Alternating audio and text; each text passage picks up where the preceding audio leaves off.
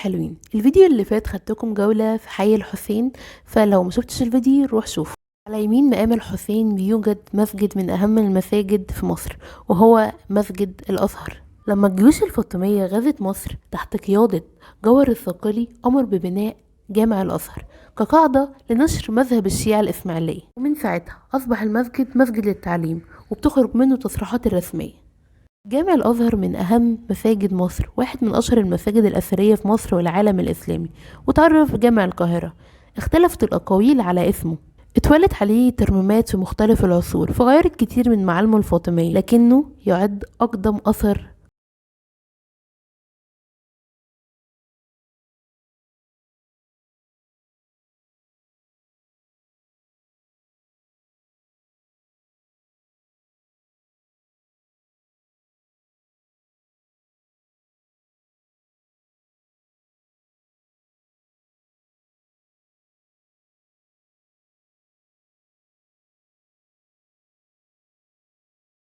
أقدم أثر فاطمي في مصر كلها. ده الشكل الهندسي للمسجد، وتم توسيع المسجد بأمر من الخليفة العزيز، واستكمل الخليفة التالي وهو كان الحاكم بأمر الله ترميم المسجد.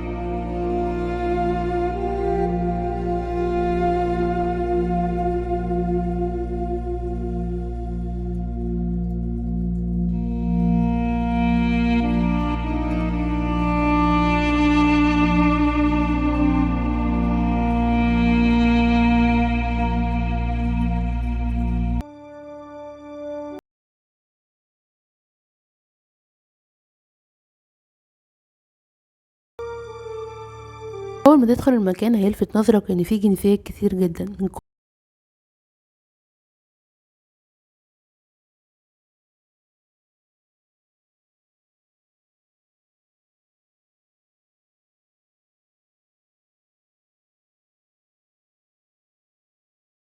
انبهر من تصميم المسجد، الراحة اللي موجودة فيه، صوت ترتيل القرآن الموجود في كل مكان، مسلمين من كل مكان جايين عشان يتعلموا ما بين الحاضر والماضي. حبيت أوريكم صورة دي قديما.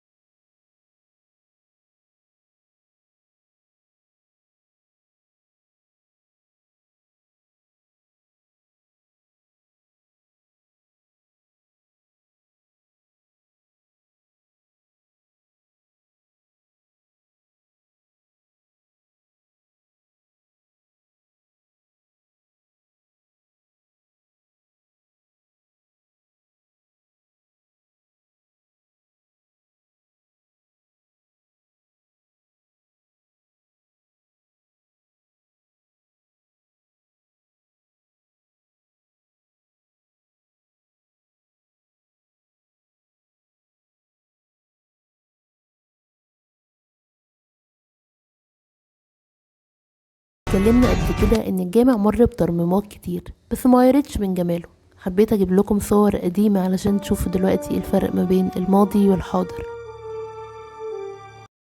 لو انت بتحب الاطفال فهتنبسط قوي، لانك انت هتلاقي الاطفال بيجروا يلعبوا حواليك في الساحة.